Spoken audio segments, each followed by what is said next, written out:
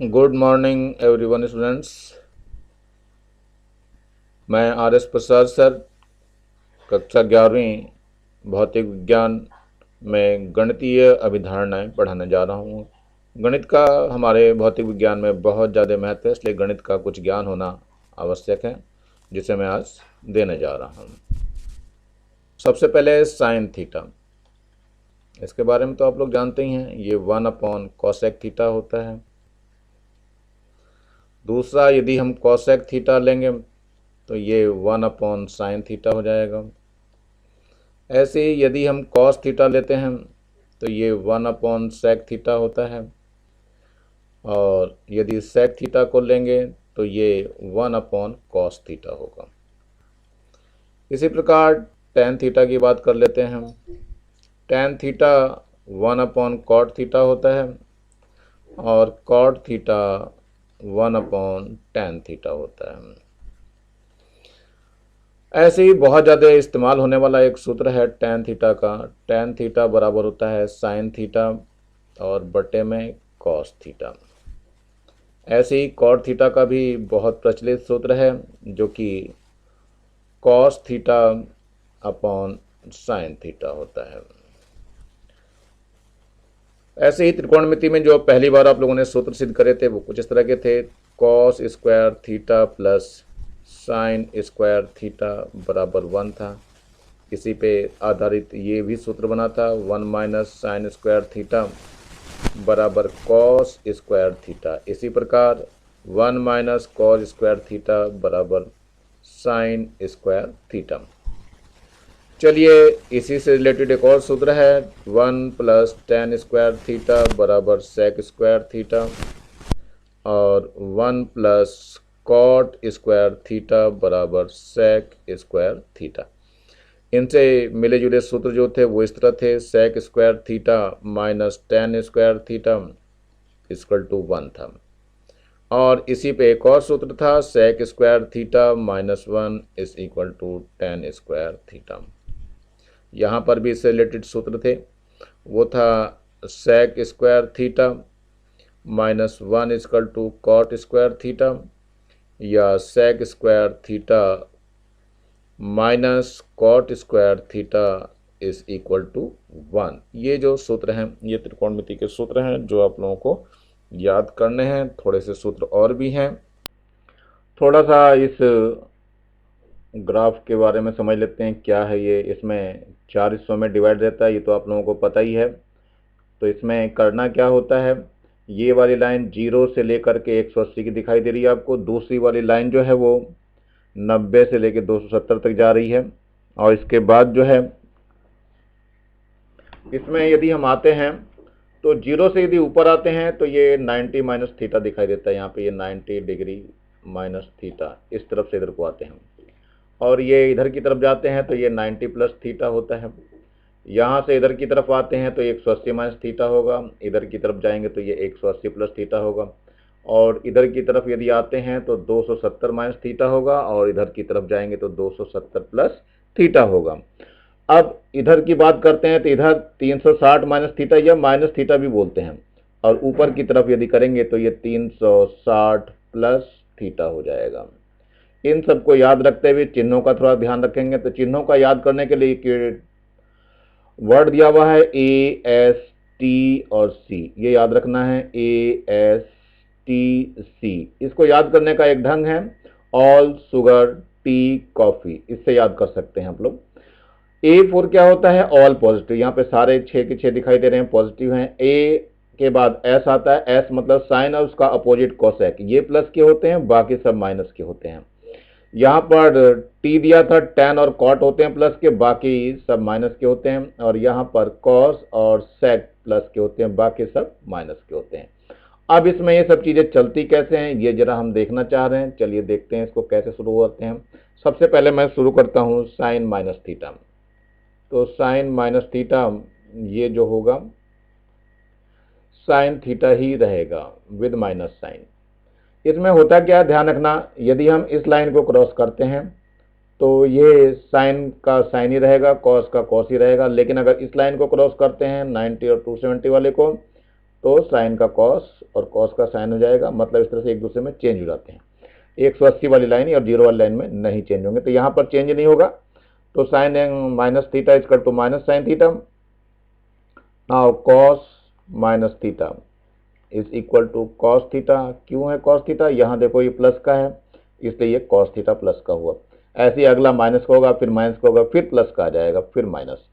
तो कॉस के बाद आता है ten, ten minus theta that is minus tan theta. Minus tan theta क्यों है? क्योंकि यहाँ पर ये माइनस लिखा हुआ है। अब यहाँ पर कॉट माइनस थीटा लेते हैं। Cot minus theta is also minus cot theta. ये यहाँ देख लीजिए, इसको कॉट माइनस थीटा माइनस का ही है कम। इसके बाद सेक वाला प्लस का हो जाएगा, तो sec minus theta that is plus sec theta. And now cosec minus theta is equal to cosec theta with minus sign. तो ये साइन इसके ऐसे ही काम करेंगे। यदि हम इसको 360 माइनस थीटा करते हैं तब भी ये साइन ऐसे ही लगेंगे। तो जरा देखते हैं 360 माइनस थीटा में क्या होता है। Sine 360 minus theta is equal to minus का साइन थीटा हो जाएगा। ऐसे ही कॉस 360 माइनस थीटा, ये जो होगा ये प्लस का कॉस थीटा हो जाएगा। ऐसे ही tan 360 माइनस थीटा, ये आपका माइनस का tan थीटा हो जाएगा। कॉट 360 माइनस थीटा, ये भी माइनस का कॉट थीटा हो जाएगा। और इसके बाद आता है सेक 360 माइनस थीटा, ये प्लस का हो जाएगा सेक थीटा। ऐसे ही कॉसेक 360 माइनस थीटा लेंगे तो ये हो जाएगा आपका cosec theta with minus sign. तो साइन ध्यान रखना, चिन्ह जो होते हैं ये चिन्ह इन्हीं के अनुसार ही लगते हैं, हर एक में इसी प्रकार से काम करेंगे।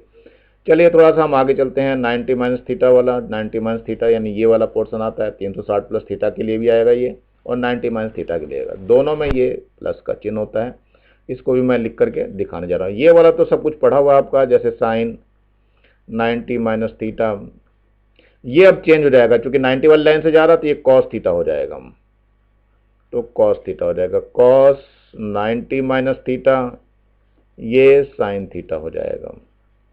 ऐसे ही tan है 90 माइनस थीटा, ये पढ़े हुए हैं वैसे तो आपके, कॉट थीटा हो जाएगा। और कॉट 90 माइनस थीटा, ये tan थीटा हो जाएगा। और इसके बाद आता है सेक 90 माइनस थीटा, ये हो जाएगा कॉसेक थीटा। और कॉसेक 90 माइनस थीटा इसका तो हो जाएगा सेक थीटा। ये इस तरह से चेंज होते हैं। अब 360 वाली लाइन से चलते हैं, तो क्या हाल होगा। तो साइन 360 माइनस थीटा, इसमें चेंज नहीं होगा क्योंकि ये लाइन सिंपल वाली है लाइन। और साइन 360 माइनस थीटा मतलब साइन थीटा हो जाएगा ये। ऐसे ही कॉस 360 माइनस थीटा, ये हो जाएगा कॉस थीटा। और tan 360 माइनस थीटा, ये tan थीटा ही रहेगा। और इसके बाद आता है कॉट 360 माइनस थीटा, ये कॉट थीटा ही रहेगा। और इसके बाद आता है सेक 360 माइनस थीटा, ये क्या रहेगा, सेक थीटा ही रहेगा। ऐसे ही लास्ट में आता है कॉसेक 360 माइनस थीटा, ये आपका कॉसेक थीटा ही रहेगा। अब इसके बाद थोड़ा सा और ध्यान से देखिए। अब तो यहाँ पर इस वाले लाइन में 90 प्लस होगा, 90 प्लस वाले में फिर चेंज हो जाएगा, साइन का कॉस, कॉस का साइन। लेकिन ये चिन्ह ये वाले काम आएंगे, ऊपर वाला प्लस का होगा, एक लास्ट वाले साइन और कॉसेक प्लस के होंगे, बाकी सब माइनस के। तो चलो इसको भी देख लेते हैं जरा क्या है ये। तो साइन 90 प्लस थीटा, ये प्लस का ही रहेगा लेकिन चेंज हो जाएगा, कॉस थीटा हो जाएगा। इसके बाद आता है कॉस 90 प्लस थीटा, ये तो साइन थीटा हो जाएगा लेकिन चिन्ह इसका माइनस का आ जाएगा। ऐसे ही कॉस के बाद tan आता है, tan 90 प्लस थीटा, ये भी माइनस का कॉट थीटा हो जाएगा। अब इसके बाद कॉट 90 प्लस थीटा, ये जो हो जाएगा माइनस का tan थीटा। इसके बाद आता है sec 90 प्लस थीटा, ये माइनस का cosec थीटा हो जाएगा। और लास्ट जो है cosec 90 प्लस थीटा, ये आपका प्लस का होगा लेकिन sec थीटा होगा। चलिए अब चलते हैं हम लोग 180 वाले पे। ये 180 माइनस थीटा में चिन्ह तो यही रहेंगे लेकिन अब बदलेगा नहीं। तो देखते हैं साइन 180 माइनस थीटा कितना हो जाएगा। ये साइन 180 माइनस थीटा, इसमें प्लस का ही रहेगा साइन थीटा। ऐसे ही कॉस 180 माइनस थीटा, ये कॉस थीटा रहेगा लेकिन अब माइनस साइन हो जाएगा, इसमें ये माइनस हो गया। इसके बाद tan लेते हैं, tan 180 माइनस थीटा, ये भी माइनस का हो जाएगा लेकिन tan ही रहेगा ये। ऐसे ही कॉट 180 माइनस थीटा, ये भी आपका माइनस कॉट थीटा रहेगा, केवल साइन और कोसेक वाला ही चेंज होता है। तो इसके बाद आता है सेक 180 माइनस थीटा, ये हो जाएगा आपका माइनस का सेक थीटा, ये भी चेंज नहीं होगा। और ये कोसेक वाला जो है चेंज ये भी नहीं होगा लेकिन इसका चिन्ह जो है वो प्लस का हो जाएगा, ये कोसेक थीटा हो जाएगा, प्लस वाला होगा। तो साइन और कोसेक दोनों प्लस के हो गए, बाकी सब माइनस के ही रहे। अब इसके बाद जो है आता है 180 प्लस थीटा में। तो प्लस थीटा में ध्यान रखिए इसमें चला जाएगा, इसमें tan और कॉट प्लस के होंगे, बाकी सब माइनस के होंगे। जरा देखते हैं इसमें क्या हालात होते हैं। तो साइन 180 प्लस थीटा, 180 की लाइन है तो चेंज नहीं होगा, ये झुका तो रहेगा। तो ये हो जाएगा आपका माइनस साइन थीटा, ये माइनस इस वाले चिन्ह की वजह से। ऐसे ही कॉस 180 प्लस थीटा लेते हैं तो ये भी माइनस का ही होगा, तो माइनस कॉस थीटा हो जाएगा। इसके बाद आ जाइए tan के लिए, tan 180 प्लस थीटा, tan वाले में ध्यान से देखो tan और कॉट के दोनों प्लस के हैं तो ये वाला प्लस का ही रहेगा और tan थीटा हो जाएगा। ऐसे ही कॉट 180 प्लस थीटा लेते हैं तो इस केस में प्लस का कॉट थीटा हो जाएगा।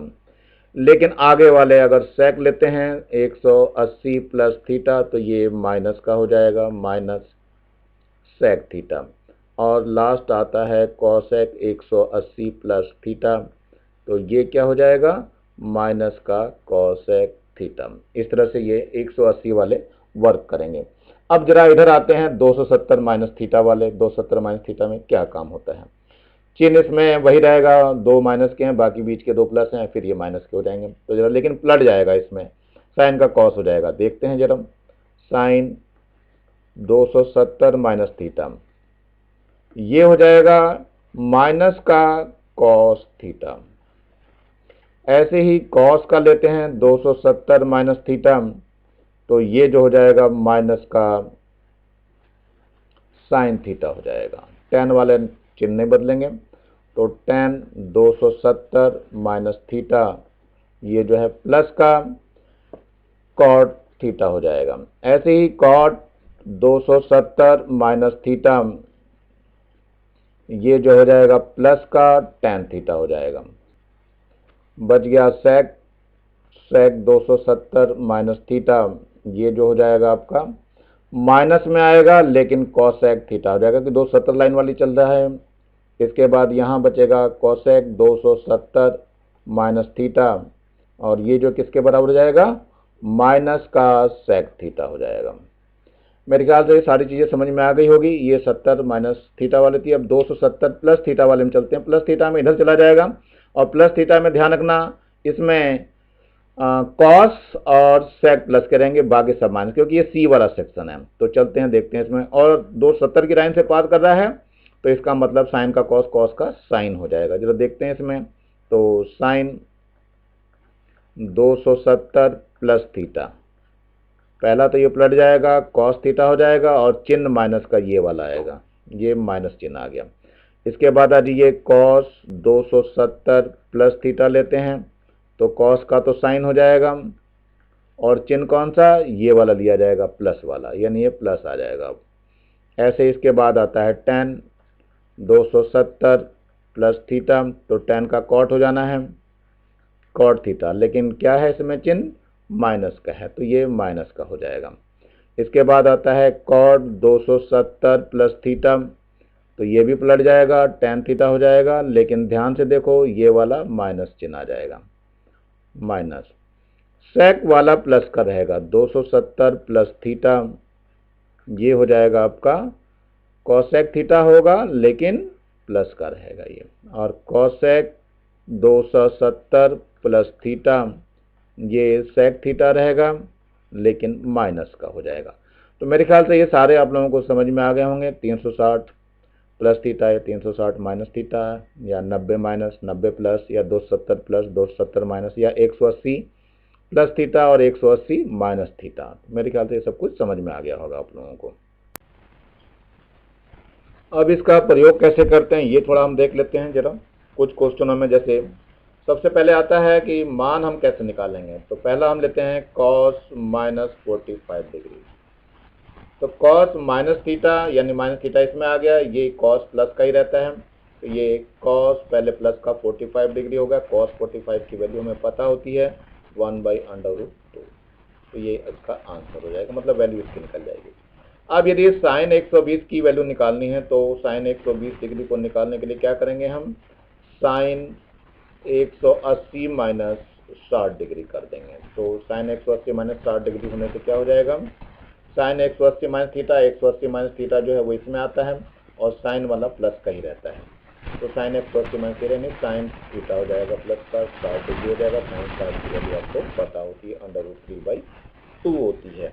तो इस तरह से करके आप मान आसानी से इसके निकाल सकते हो। कभी कभी बड़े मान दे देंगे, जैसे tan दे दिया, tan 330 डिग्री का मान निकालिए, tan 330 डिग्री का मान निकालिए। तो इसमें कैसे करेंगे, तो tan ले लेंगे, tan 360 माइनस अगर 30 कर देंगे तो बन जाएगा 30 डिग्री ये भी। तो ये tan 360 माइनस थीटा इसमें आ जाएगा, तो tan वाला चूंकि प्लस का नहीं माइनस का होता है तो माइनस वाला आ जाएगा, तो यहाँ आ जाएगा माइनस का tan थीटा यानी tan 30 डिग्री, और tan 30 डिग्री की वैल्यू आपको पता होती है 1/√3। इस तरह से इसका मान निकल जाएगा आसानी से। कभी कभी और बड़े मान पूछ लेते हैं, जैसे cos 390 डिग्री का पूछ लिया गया, तो पहले इसको तोड़ लीजिए, cos 360 प्लस 30 डिग्री में, ये 360 प्लस थीटा यानी इसमें आ गया, इसमें सब प्लस के ही रहते हैं, तो ये हो जाएगा cos 30 डिग्री, और cos 30 डिग्री का मान आपको पता है कितना होता है, √3/2, तो ये इसका आंसर हो जाएगा। तो इस तरह से करके ये सारे आंसर आप लोग निकाल सकते हैं, यानी किसी का भी मान अगर निकालना पड़ जाए तो इस टेबल की सहायता से आप निकाल सकते हैं। बड़े मान हो या छोटे मान हो, इन सभी मानों को आप आसानी से निकाल सकते हैं। आता है sine a plus B. Sine a plus B का जो सूत्र होता है वो sine a cos b plus cos a sine b होता है। ऐसे ही साइन a माइनस बी का ले लें, a माइनस बी का जो मान होता है वो होता है sine a cos b minus cos a sine b। ऐसे ही cos का भी सूत्र होता है cos a प्लस b का, cos a प्लस b होता है cos a cos b minus sine a sine b। ऐसे ही cos a माइनस b का सूत्र है cos a माइनस b बराबर हो जाएगा cos a cos b, यहाँ प्लस आ जाएगा साइन a और साइन b। ऐसे ही tan का भी सूत्र होता है tan a प्लस b का, ये सूत्र होता है tan a plus tan b upon 1 minus tan a tan b। इस तरह के सूत्र हैं। tan a माइनस b का भी सूत्र होता है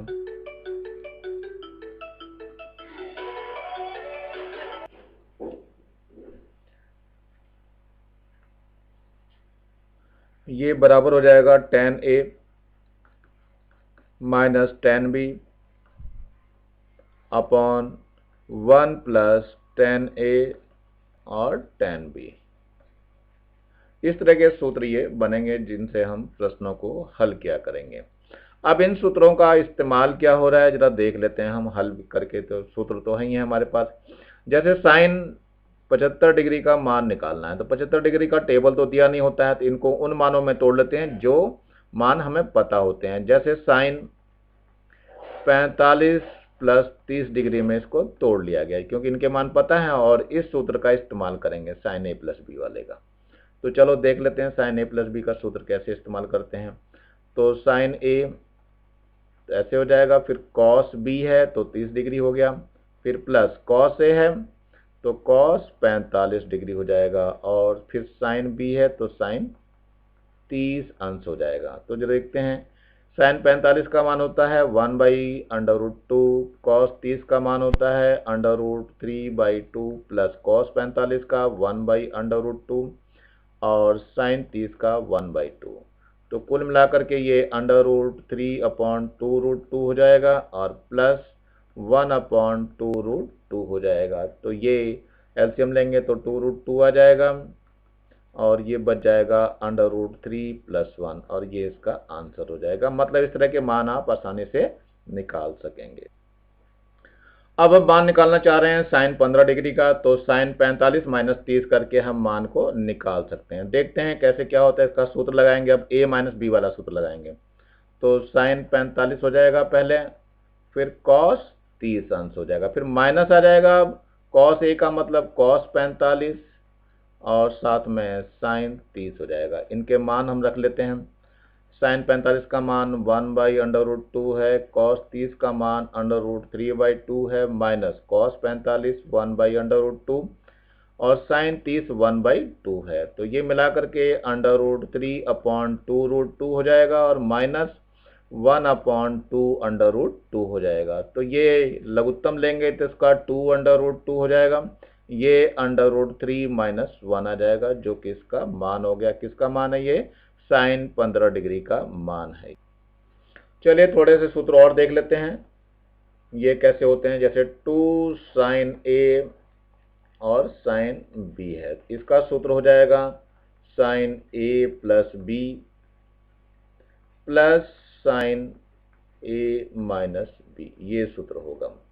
ऐसे ही 2 कॉस ए साइन बी का अगर सूत्र बताना है, सूत्र यही रहेगा, बीच में एक माइनस चिन्ह आ जाएगा, साइन ए प्लस बी माइनस साइन ए माइनस बी हो जाएगा। ऐसे ही सूत्र है 2 कॉस ए कॉस बी का सूत्र होता है, तो इसमें कॉस ए माइनस बी हो जाएगा और plus cos A plus B. अब यहाँ लेते हैं 2 साइन ए और साइन बी का। इस केस में क्या सूत्र हो जाएगा? तो कॉस ए माइनस बी होगा और माइनस का कॉस ए प्लस बी हो जाएगा। इस तरह के सूत्र जो है आपके सामने रहेंगे। थोड़े से सूत्र और हैं, देख लेते हैं जरा इसको भी। Sine C plus sine D का सूत्र क्या होता है? ये होता है 2 sine C plus d/2 cos C minus d/2। ऐसे ही sine C minus sine D का जो सूत्र है वो हो जाएगा 2 कॉस आ जाएगा पहले सी प्लस d/2 और साइन सी माइनस d/2 हो जाएगा। अब लेते हैं cos C plus cos D का सूत्र। इसमें जो हो जाएगा 2 कॉस सी प्लस d/2 और कॉस सी माइनस d/2 हो जाएगा। अब यदि cos C minus cos D का सूत्र लेते हैं तो ये हो जाएगा 2 साइन डी प्लस c/2 और साइन डी माइनस c/2। जैसे सूत्र बताया जाए ना, इन सूत्रों को बिल्कुल वैसे ही याद रखना है। अब सूत्र ले रहे हैं साइन 2a का। ये कैसा होता है? देखो सूत्र, साइन 2a बराबर होता है 2 साइन a कॉस a। ऐसे ही कॉस 2a का जो सूत्र होता है वो थोड़ा सा ज़्यादा बड़ा होता है उसको याद रखेंगे, कॉस स्क्वायर ए माइनस साइन स्क्वायर ए, ये तो पहला सूत्र है। दूसरा होता है 2 कॉस स्क्वायर ए माइनस 1। तीसरा सूत्र होता है 1 माइनस 2 साइन स्क्वायर ए। इस तरह के सूत्र आप लोगों को याद करने पड़ेंगे। ऐसे ही tan 2a का भी सूत्र होता है, tan 2a बराबर हो जाएगा 2 tan a और बटे में 1 माइनस tan स्क्वायर ए। इस तरह के सूत्र रहेंगे जो आप लोगों को याद करने पड़ेंगे। यही सूत्र जो है हाफ एंगल में भी चलते हैं, उनको हाफ एंगल में भी याद करने पड़ते हैं। कैसे हैं वो देख लीजिए। जैसे यदि हाफ एंगल में साइन ए का सूत्र है तो ऊपर वाला ही सूत्र रहेगा, लेकिन साइन a/2 हो जाएगा, यहाँ कॉस a/2 हो जाएगा। ऐसे ही कॉस ए का अगर सूत्र लिया हाफ एंगल में मांगा जाता है तो कॉस स्क्वायर a/2 हो जाएगा माइनस साइन स्क्वायर a/2 हो जाएगा। ऐसे ही दूसरा सूत्र जो है वो 2 कॉस स्क्वायर a/2 माइनस 1 हो जाएगा। और जो आगे सूत्र है वो 1 माइनस 2 साइन स्क्वायर a/2 हो जाएगा। ऐसे ही अगर हम tan a का सूत्र निकालते हैं तो tan a में जो हो जाएगा हाफ एंगल के लिए 2 tan a/2 हो जाएगा और बटे में 1 माइनस tan स्क्वायर a/2 हो जाएगा सूत्र इसका। अब इन सूत्रों का इस्तेमाल कहाँ होता है देखते हैं जरा क्या है ये एक प्रश्न दिया हुआ है, √1 minus cos theta upon 1 plus cos theta बराबर √3 हो तो थीटा का न्यूनतम मान ज्ञात करना है।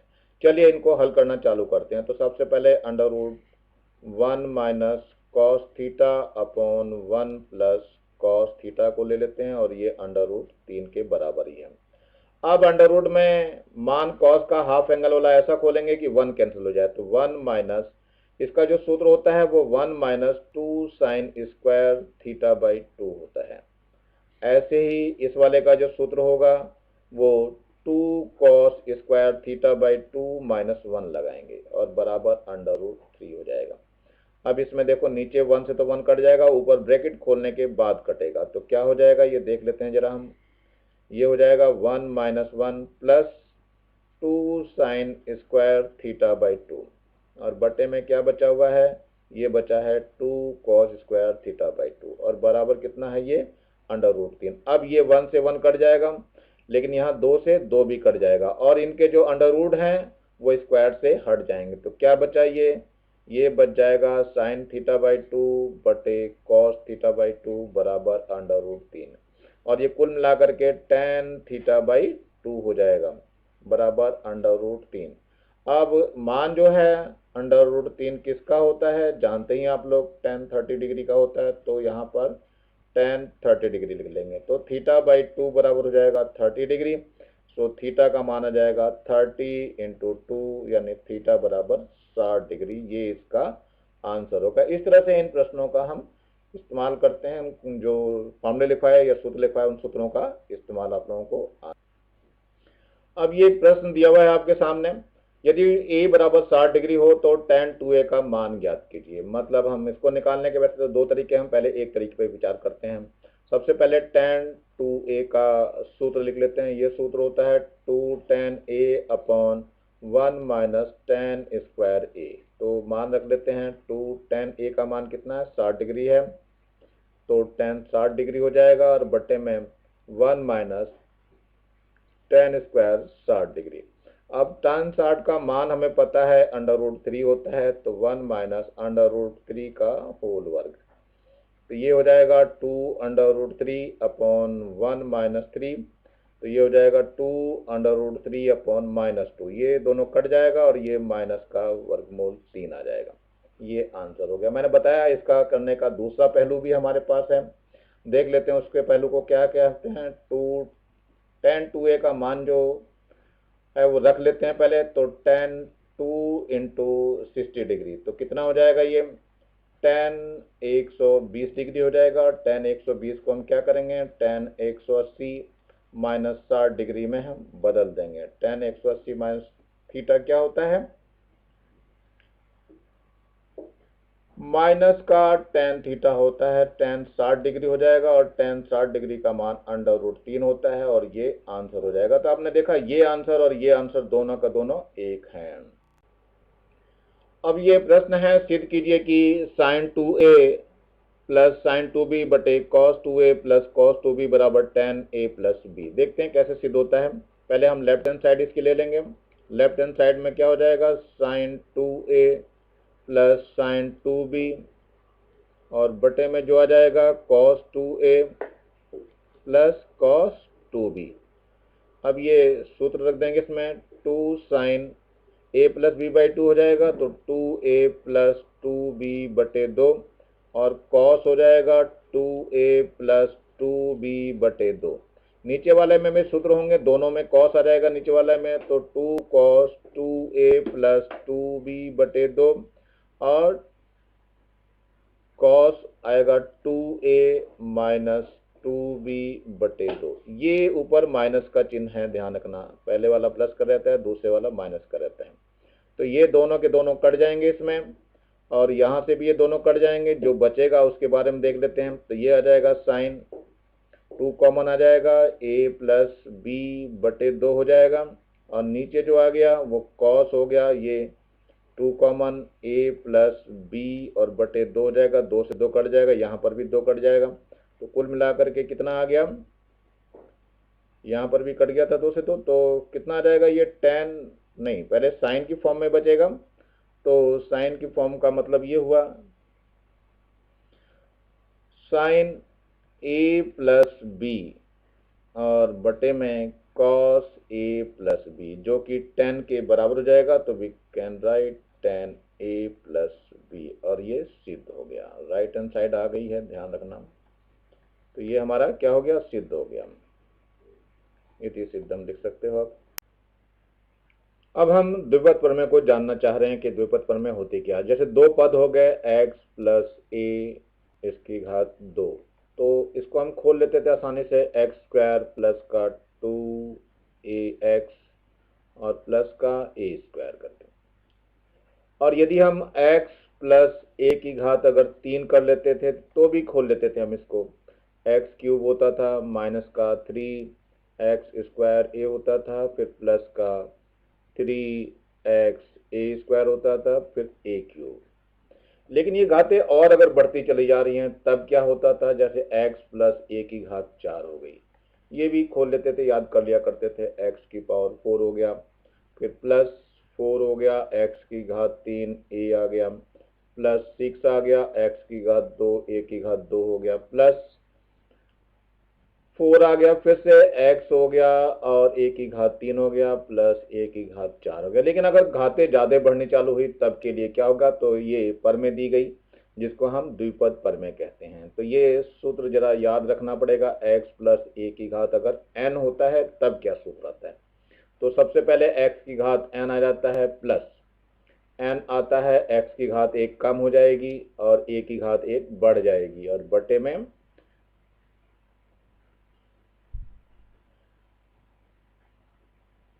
वन आ जाएगा। अब क्या होगा अगले में, ये हो जाएगा n, फिर n माइनस 1 हो जाएगा, नीचे 2 इंटू 1 हो जाएगा, x की घात 1 और कम हो जाएगी, a माइनस 2 और a की घात 1 और बढ़ जाएगी।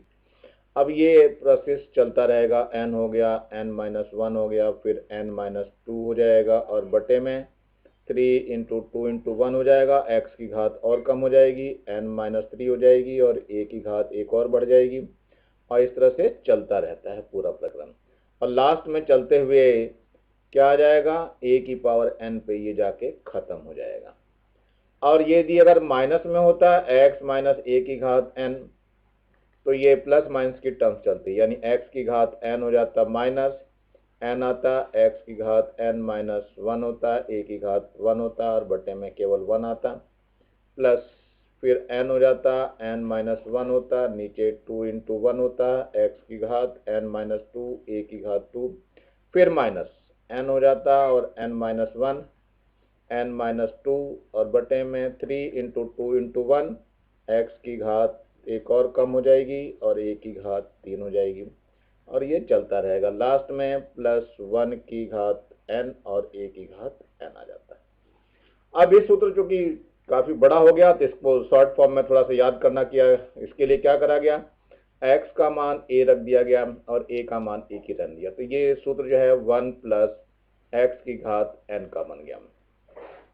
तो ये हो जाएगा 1 प्लस एन एक्स हो जाएगा, फिर plus N into N minus 1 हो जाएगा, नीचे 2 इंटू 1 हो जाएगा और एक्स स्क्वायर हो जाएगा, plus N into N minus 1 फिर इंटू एन माइनस 2 हो जाएगा, नीचे 3 इंटू 2 इंटू 1 हो जाएगा और एक्स की घात 3 हो जाएगा, प्लस एन सोन चलता रहेगा, लास्ट में एक्स की घात एन आ जाएगा। इस तरह से हम इसको खोल सकते हैं। लेकिन क्या होता है कि जब x का मान बहुत छोटा हो, ध्यान रखना, जब x का मान 1 की तुलना में बहुत छोटा हो तो सूत्र हमारा केवल थोड़ा सा ही खुलेगा, 1 प्लस एक्स की घात n को केवल 1 प्लस एन एक्स तक ही खोलेंगे, इससे आगे नहीं बढ़ेंगे। अब ये एक प्रश्न दिया हुआ है, यदि ये 1/1 प्लस एक्स का अंडर रूट है का मान ज्ञात कीजिए यदि x का मान 0.01 दिया हुआ है। देखो कैसे इसको हल करते हैं, पहले हम लिख लेते हैं यही अंडर रूट 1 प्लस एक्स 1/1 में है, ये ध्यान रखना। इसको जब हम सही करेंगे तो ये 1/1 प्लस एक्स की घात 1/2 हो जाएगा, लेकिन जब ऊपर ले जाएंगे तो 1 प्लस एक्स की घात माइनस 1/2 कर। अब द्विपद प्रमेय से विस्तार करेंगे, लेकिन केवल एक ही डिजिट तक ले जाएंगे x के 1 मान, तो ये मान हो जाएगा, ये द्विपद प्रमेय से विस्तार करने पर, द्विपद प्रमेय से विस्तार करने पर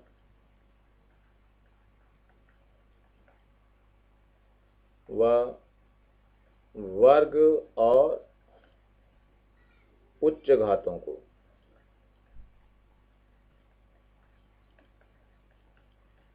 छोड़ने पर, मतलब इसमें हम ऊंची घातों को छोड़ दे रहे हैं, तो x का मान चूंकि बहुत कम है, अब ये मान हम रखना चालू करेंगे। तो 1 माइनस 1/2 एक्स का मान जो है वो 0.001 है। जब डिवाइड करेंगे तो 1 माइनस कितना आ जाएगा, 0.00005 आ जाएगा, तो ये निकल कर कितना आएगा, माइनस कर देंगे तो 0.999 और 5 हो जाएगा, ये आंसर हो जाएगा। तो मेरे ख्याल से समझ में आ गया होगा आप लोगों को। देखिए दूसरा प्रश्न दिया हुआ है आपको, यदि g डैश अपॉन जी बराबर R square upon R plus H whole square, तो सिद्ध कीजिए g डैश बराबर जी ब्रैकेट में 1 माइनस 2h अपॉन आर। देखते हैं इसको कैसे सिद्ध करना है, द्विपद प्रमेय से ही सिद्ध करना है। तो लेके चलते हैं g डैश अपॉन जी बराबर आर स्क्वायर बटे में आर प्लस एच का होल वर्ग। अब क्या करते हैं, g डैश बराबर इस g के इधर गुणा कर देते हैं और आर स्क्वायर ऐसे रहने देते हैं, नीचे से एक आर निकालेंगे तो आर स्क्वायर निकल करके आएगा, अंदर क्या बच जाएगा, 1 प्लस एच बटे आर। ये आर स्क्वायर कट जाएगा, जब इसको ऊपर ले जाएंगे तो इसकी पावर माइनस की हो जाएगी, यहाँ स्क्वायर रहेगा ही, जी है तो ये 1 प्लस एच बटे आर इसकी घात माइनस 2 हो जाएगी। इसको द्विपद प्रमेय से खोलेंगे तो जी हो जाएगा और ये 1 माइनस 2h अपॉन आर हो जाएगा, जो कि हमें सिद्ध करना था, यही सिद्ध करना था। लेकिन इससे पहले यहाँ लिखोगे द्विपद प्रमेय से विस्तार करने पर, द्विपद प्रमेय से विस्तार करने पर, इसमें भी वर्ग तथा इससे उच्च घातों को छोड़ा जाना है। एक प्रश्न और ये दिया हुआ है आप लोगों को, E बराबर सिग्मा T0 प्लस टी की पावर 4 है माइनस T0 की पावर 4 को द्विपद प्रमेय की सहायता से सरल कीजिए। इसको कैसे सरल करते हैं देखते हैं जरा। ये हो जाएगा सिग्मा, इसमें T0 प्लस टी इसकी पावर 4 है दिया हुआ और माइनस T0 की पावर 4 है। कैसे हल करते हैं देखते हैं। सिग्मा है ये, यहाँ से T0 को कॉमन लेंगे तो T0 की पावर 4 भी कॉमन आ जाएगा और क्या बचेगा, 1 plus small T upon T0 बच जाएगा ये, और इसकी पूरे की पावर 4 हो जाएगा, माइनस T0 ही है। अब हम क्या करेंगे, ये पावर 4 है, द्विपद प्रमेय से इसका विस्तार करेंगे तो क्या हो जाएगा, विस्तार करने पर T0 की पावर 4 है, इसको जब खोलेंगे तो ये आ जाएगा 1 प्लस 4t अपॉन T0 और बाकी सब छोड़ देंगे उच्च पावर को, तो ये आ जाएगा T0 की पावर 4। आप अंदर इसकी गुणा कर देते हैं तो ये आ जाएगा सिग्मा t0 की पावर 4 और प्लस 4 स्मॉल t0 और बटे में t0 एक और है पावर 4 है यहाँ पे और माइनस t0 की पावर 4। ये t0 की पावर 4 तो कट जाएगी, लेकिन यहाँ से एक पावर भी कट जाएगी, तो ये हो जाएगा सिग्मा 4 तो पहले आ जाएगा और t0 की पावर जो है वो एक कम हो जाएगी यानी 3 बच जाएगी और t और साथ में आ जाएगा। तो ये ई का सूत्र हो जाएगा। यही आंसर है इसका, यहीं तक हल करना है आप लोगों को। मेरे ख्याल से समझ में आ गया होगा आप लोगों को। चलिए ये प्रश्न दिया हुआ है एक आपको, यदि L बराबर L0 1 प्लस अल्फा टी तो सिद्ध कीजिए L0 बराबर L 1 माइनस अल्फा टी। देखते हैं कैसे हल होता है ये। तो L बराबर हो जाएगा L0 1 प्लस अल्फा टी। इससे हम L0 का मान निकाल लेंगे, तो L0 का मान निकालेंगे तो क्या आ जाएगा, L बटे में आ जाएगा 1 प्लस अल्फा टी। इसको ऊपर ले जाइए तो L हो जाएगा 1 प्लस अल्फा टी की पावर -1 हो जाएगी। अब द्विपद प्रमेय से विस्तार करेंगे हम, तो 1 माइनस अल्फा टी हो जाएगा ये। तो ये L0 बराबर यहाँ क्या लिखेंगे, द्विपद प्रमेय से विस्तार करने पर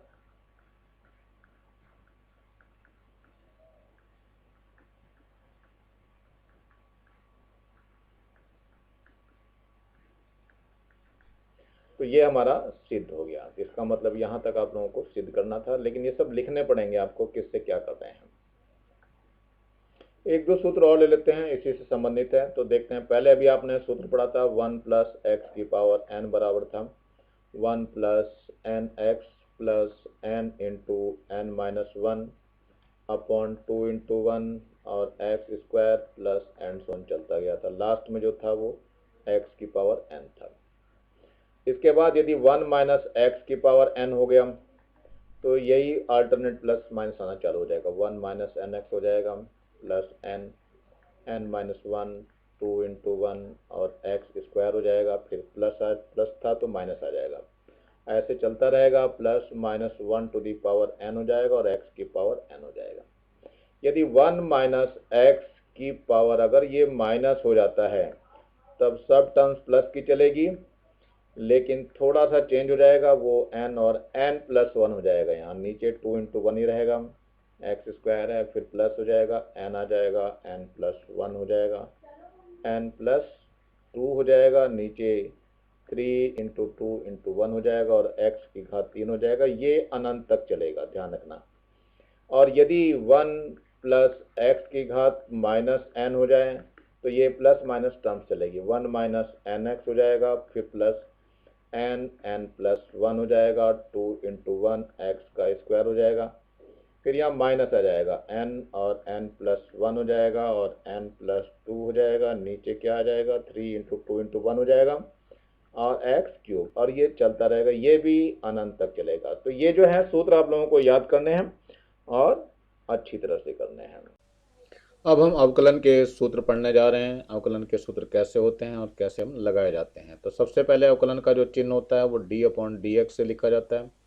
x की पावर n का जो अवकलन का सूत्र होता है n x की घात n माइनस 1, यानी ऊपर की घात नीचे ले आते हैं और उसमें से एक कम कर देते हैं। ये हर एक में अवकलन के लिए लगाया जाता है d अपॉन डी एक्स। तो इसमें साइन x का जो होता है वो कॉस x होता है अवकलन, और कॉस x का जो अवकलन है वो माइनस का साइन x होता है, और अवकलन में ही tan x का जो अवकलन होता है वो sec स्क्वायर x होता है। ऐसे ही cot x का जो होता है वो माइनस का cosec स्क्वायर x होता है। तो इसके बाद ये जो सूत्र हैं आप लोगों को याद होने चाहिए। ऐसे ही d अपॉन डी एक्स जो है वो sec x का जो होता है sec x tan x होता है। डिफ्रेंसिएशन ही cosec x का लेंगे तो cosec x का होता है minus cosec x cot x। तो ये सूत्र हैं, सूत्र को आप लोगों को याद करना पड़ेगा, तो सूत्र में बताते जा रहा हूँ। और ऐसे ही अवकलन जो है log x का होगा, log x का 1 अपॉन x होगा, और ऐसे ही सूत्र जो है आपका e की पावर x का है तो e की पावर x का e की पावर x ही होता है। एक और सूत्र होता है ए की पावर एक्स का, ए की पावर एक्स होता है log a to the base e हो जाता है। ऐसे ही किसी कांस्टेंट टर्म का जो अवकलन होता है कांस्टेंट राशि सी का 0 होता है, तो ये ध्यान रखना है आपको। चलिए देखते हैं, ये दो प्रश्न दिए हुए हैं, y बराबर अंडर रूट इसका अवकलन कैसे करते हैं। तो पहले यहाँ लिखेंगे x के सापेक्ष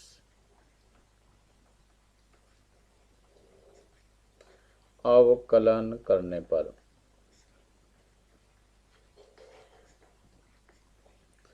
तो ये dy बाई डी एक्स हो जाएगा और इधर d अपॉन डी एक्स लिखेंगे और ये अंडर रूट एक्स लिख देंगे। अंडर रूट एक्स का मतलब क्या होता है, x की घात 1/2।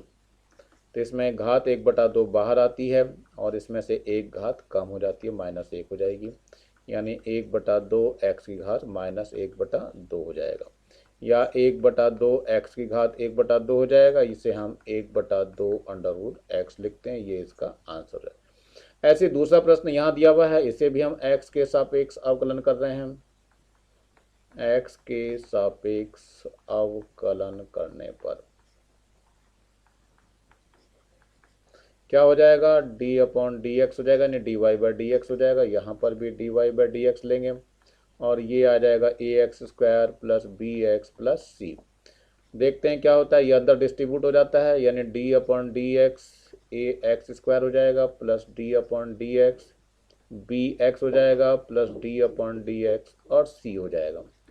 तो इसमें से a बाहर आ जाएगा, dx² हो जाएगा अपॉन डी एक्स प्लस इसमें से b बाहर आ जाएगा, dx अपॉन डी एक्स हो जाएगा और ये c ऐसे ही रहेगा क्योंकि ये नियतांक है। अब इसमें a ऐसे रहेगा, पावर को बाहर लेंगे और इसमें से पावर 1 कम हो जाएगी, 1 बच जाएगी। b x का अवकलन 1 होता है और कांस्टेंट का 0 होता है, तो ये कुल मिलाकर के 2ax प्लस b आ जाएगा जो कि आंसर के बराबर हो जाएगा। ये y बराबर sine x plus cos x है। यहाँ पर भी हमें क्या करना है, x के सापेक्ष अवकलन करने पर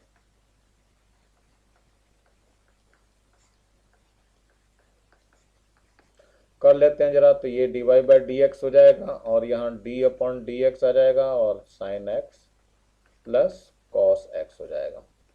इस केस में क्या होगा, ये वितरित हो जाएगा, यानी पहले साइन एक्स का अलग से कर देंगे फिर कॉस एक्स का हम अवकलन अलग से कर देंगे। तो साइन एक्स का अवकलन होता है कॉस एक्स और कॉस एक्स का होता है माइनस साइन एक्स, ये इसका आंसर हो जाएगा। ठीक ऐसे ही ये दूसरा प्रश्न दिया हुआ है, इसे भी एक्स के सापेक्ष अवकलन करने पर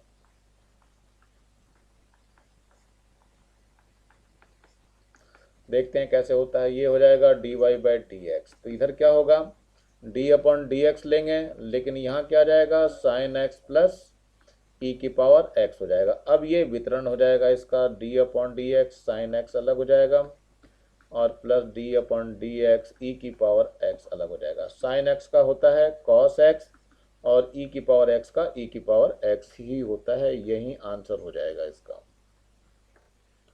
गुणन पर कैसे हम अवकलन के सूत्र लगाते हैं देखते हैं। d अपॉन डी एक्स, जैसे u और v दो दिए हैं फर्स्ट और सेकंड करके गुणा के रूप में, तो इसमें कैसे सूत्र लगता है, इसमें फर्स्ट ऐसे रहता है, सेकंड का अवकलन हो जाता है प्लस सेकंड टू का 2 रहता है और फर्स्ट का अवकलन हो जाता है, ये सूत्र लगाते हैं।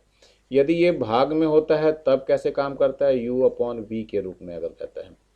इसके लिए क्या करते हैं, पहले हर का वर्ग कर देते हैं, ये हर यहाँ आता है du अपॉन डी एक्स हो जाएगा माइनस हर यहाँ, हर नहीं आएगा यहाँ पर, अब क्या आएगा अंश आ जाएगा, अंश का मतलब u हो जाएगा और dv अपॉन डी एक्स हो जाएगा। इस तरह से सूत्र हम लगाया करेंगे जिससे आपको उच्चिष्ट और निम्निष्ट के लिए कुछ चीज़ें याद रखनी है। तो ध्यान रखना, उच्चिष्ट अथवा निम्निष्ट के लिए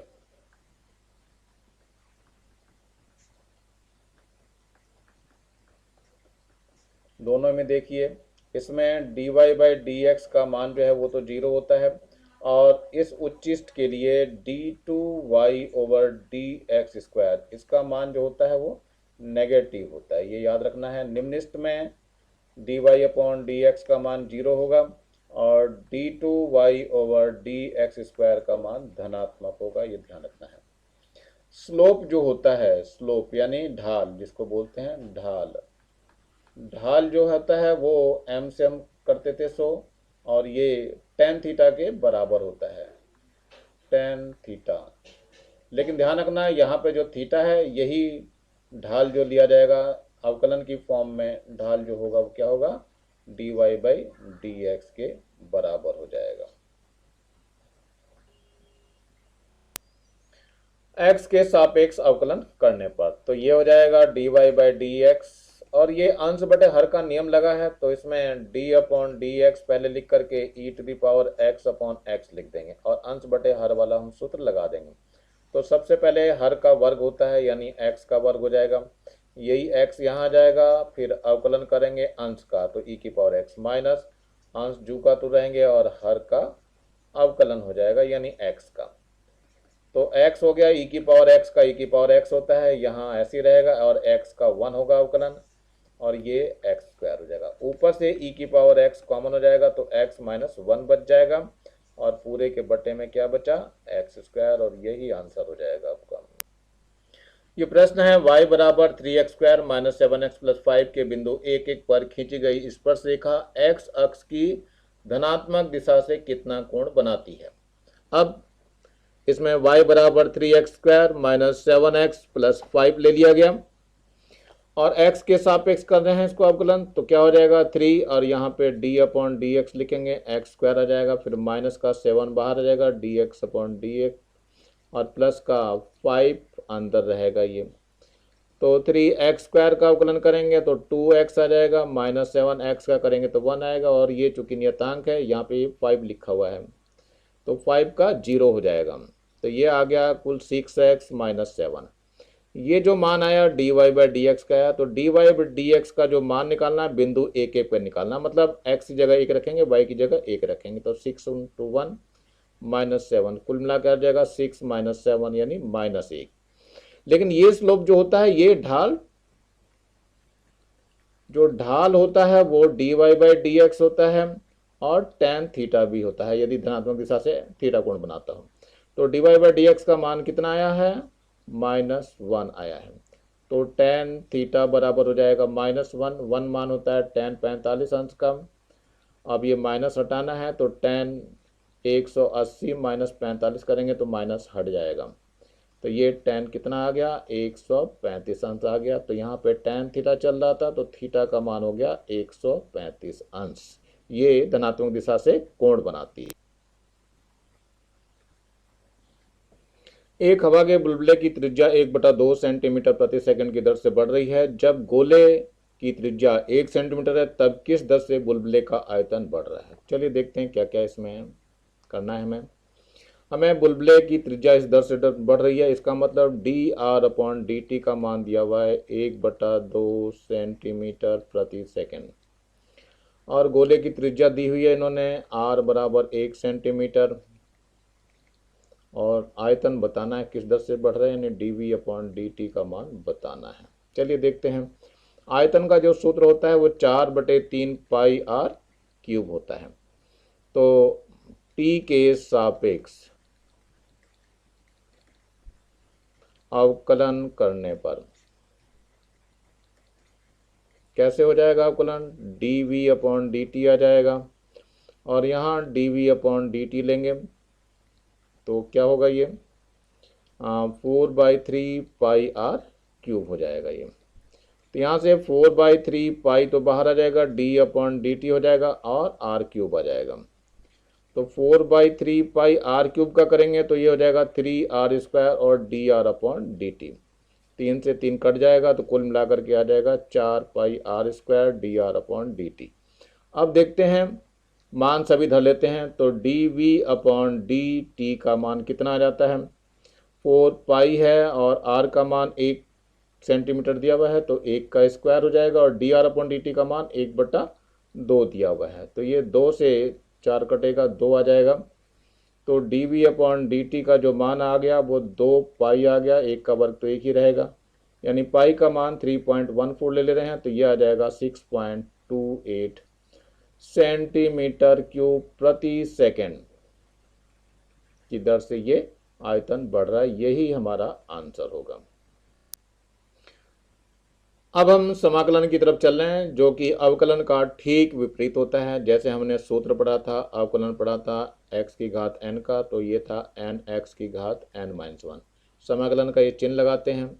अब इसका जो आंसर आया था पहले वाला x की घात n-1, इसका हम अगर अवकलन समाकलन करते हैं तो फिर से वही क्वेश्चन वाला आंसर आता है, यानी कि x की पावर n।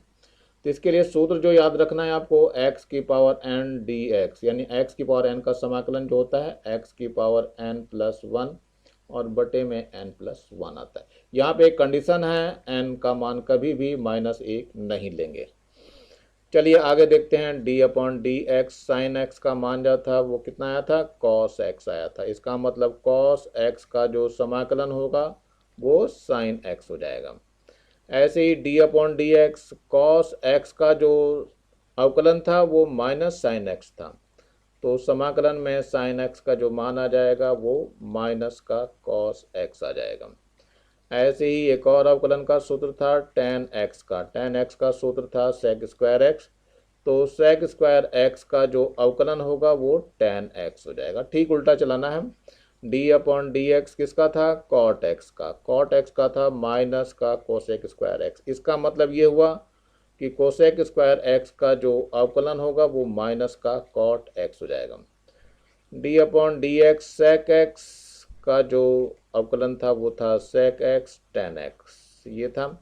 तो समाकलन में sec x और tan x इसका जो करेंगे तो ये जो है सीधे sec x आ जाएगा। ऐसे ही अवकलन एक और पढ़ा था आपने, वो था cosec x का। cosec x था माइनस का cosec x और cot x, तो इसका अवकलन cosec x और cot x का जो होगा वो माइनस का cosec x हो जाएगा। ऐसे ही e की पावर x का जो सब अवकलन था वो तो e की पावर x ही था, तो यहाँ समाकलन भी e की पावर x ही हो जाएगा। ऐसे ही अवकलन log x का था, तो 1/x था, तो 1/x का जो समाकलन होगा वो log x हो जाएगा। तो ये सूत्र आप लोगों को याद रखने हैं। ऐसे ही समाकलन जो कांस्टेंट टर्म थी इसका 0 होता, तो किसी भी कांस्टेंट टर्म के लिए हम अधिकतर यहाँ पे c और x कर देंगे। इस तरह से 1 का x हो जाएगा, यानी 1 × dx इसका x हो जाएगा। और 0 का समाकलन हम c रखते हैं, इसलिए हर एक में c जोड़ा करेंगे। अब समाकलन जो ले रहे हैं हम वो है हमारे पास √x का। तो √x में क्या होगा, सबसे पहले इसकी पावर जो है वो 1/2 कर देंगे हम, x की घात 1/2 और dx। तो इसकी पावर में क्या करेंगे, हम 1 जोड़ेंगे और इसी से भाग भी कर देंगे, 1/2 + 1 हो जाएगा, यानी ये x की घात 3/2 हो जाएगी और यहाँ भी 3/2 आ जाएगी। इसका 2 ऊपर आ जाएगा तो 2/3 हो जाएगा और x की घात 3/2 हो जाएगी। और हर एक में एक नियतांक जोड़ना पड़ता है, क्योंकि नियतांक का अवकलन 0 होता है, इसलिए वो नियतांक यहाँ जोड़ा जाता है। तो ये इसका आंसर हो जाएगा। ऐसे ही यहाँ पे एक और प्रश्न दिया हुआ है cot स्क्वायर x का। तो cot स्क्वायर x को पहले तोड़ देंगे, ये होता है सूत्र इसका cosec स्क्वायर x -1। फिर इस पे वितरण का सूत्र लगेगा, तो ये हो जाएगा cosec स्क्वायर x dx और माइनस का 1 × dx। तो cosec स्क्वायर x का माइनस का cot x होता है और माइनस का ये 1 का x हो जाएगा प्लस c, यानी जो आ गया माइनस साइन कॉमन ले लीजिए, तो cot x प्लस x हो जाएगा और प्लस c हो जाएगा। ये इसका आंसर होगा। प्रतिस्थापन के द्वारा कैसे समाकलन होता है ये यहाँ पे दिखा रहे हैं, देखो यहाँ पे कैसे प्रतिस्थापित करेंगे। तो i बराबर समाकलन 2x + 5, तो 2x + 3 की घात 5 है। अब इसमें हम क्या करेंगे, पुट कर देंगे, put 2x + 3 as a t। 2 तो ऐसे ही रहेगा, x का डिफरेंस करेंगे तो dx हो जाएगा, 3 का 0 हो जाएगा और t का dt हो जाएगा। तो dx का मान जो आ जाएगा 1/2 dt। ये सारे मान ऊपर रखने हैं। तो i का जो मान आएगा वास्तव में ये t की घात 5 हो गया, समाकलन तो रहता है, dt का मान 1/2, ये तो बाहर आ जाएगा और यहाँ dt हो जाएगा। अब 1/2 बाहर है, t का समाकलन जब करेंगे इसके t की घात 5 का, तो पावर 5 में 1 जोड़ेंगे और इसी से भाग कर देते हैं और प्लस का c समाकलन नियतांक हो गया। तो ये आ जाएगा 1/2 और ये t की घात 6/6 + c, यानी ये आ गया 1/12 और टी की घात 6 प्लस सी। टी का मान हम दोबारा धर देंगे, 1/12 टी का मान है हमारा कितना 2x प्लस 3 की घात हो जाएगा कितना 6 और प्लस का सी और ये आंसर हो जाएगा।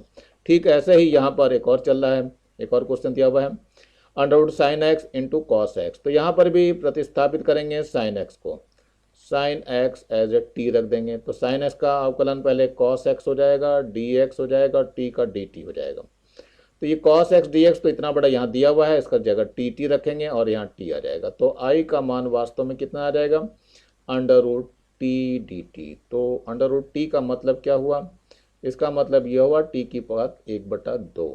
तो टी की घात 1/2 में हम 1 जोड़ेंगे और इसी से भाग कर देंगे, यानी 1/2 प्लस 1।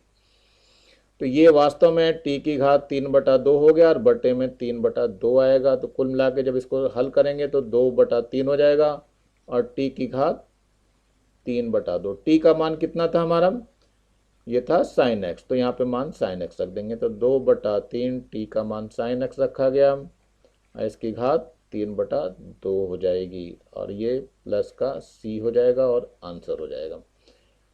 तो इस तरह से हम इनको हल कर लेते हैं। अब इंटीग्रेशन बाय पार्ट्स यानी खंडशः समाकलन के लिए हम चल रहे हैं, सूत्र बताने जा रहे हैं। तो ये u और v है और dx है, कैसे चलता है देखते हैं। तो first integration of second minus integration differentiation of first into integration of second और ये बंद होकर के फिर से dx हो जाएगा। इस सूत्र का हम इस्तेमाल करते हैं। देखो इस्तेमाल कैसे करते हैं देख लेते हैं। इसमें x e⁻x का हम समाकलन करना चाह रहे हैं, तो देख लेते हैं इसमें कैसे करते हैं। इसमें ये फर्स्ट हो गया और ये सेकंड हो गया। चलो चालू करते हैं। First S is integration of second e⁻x dx minus फिर इंटीग्रेशन डिफरेंशिएशन ऑफ फर्स्ट यानी d/dx x का हम डिफरेंशिएशन करेंगे, अवकलन करेंगे, इनटू इंटीग्रेशन ऑफ सेकंड यानी हम e⁻x का हम इंटीग्रेशन करेंगे और एक dx बाहर भी है।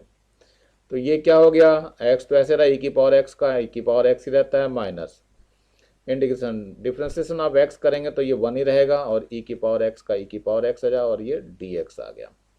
तो x e⁻x हो गया माइनस ये पूरा e⁻x ही लिखा हुआ है तो e⁻x हो जाएगा प्लस का इंटीग्रेशन कांस्टेंट c और जोड़ देंगे। इसमें e⁻x को कॉमन ले लेंगे तो x माइनस 1 आ जाएगा और प्लस का ये c हो जाएगा। ये आपका आंसर हो जाएगा। ये प्रश्न है i बराबर x² cos x। इसमें फर्स्ट सेकंड से फिर से वैसे ही करना चालू करेंगे जैसे हम करते हैं ना integration by parts.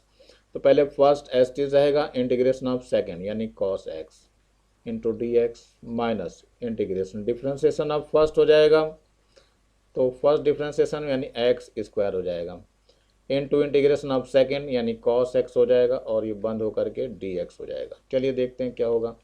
x² cos x का इंटीग्रेशन sin x होता है माइनस इंटीग्रेशन x स्क्वायर है इसका डिफरेंशिएशन 2x हो जाएगा और इंटीग्रेशन cos x का sin x हो जाएगा और ये dx हो जाएगा। इस तरह करके x² sin x आ गया और माइनस इसका 2 बाहर हो जाएगा और x sin x और आ जाएगा और ये dx हो जाएगा।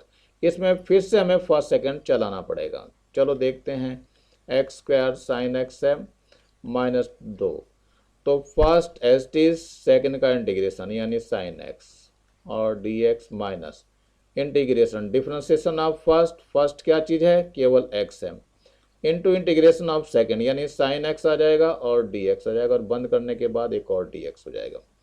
तो पहले इसको लिख लेते हैं x² sin x आएगा माइनस 2 बाहर ही रखेंगे अभी ये x sin x का होता है माइनस cos x तो माइनस का ये cos x हो जाएगा। ऐसे यहाँ पर माइनस है इस x का 1 हो जाएगा और sin x का माइनस करेगा तो इसको प्लस कर देगा और ये cos x और dx हो गया।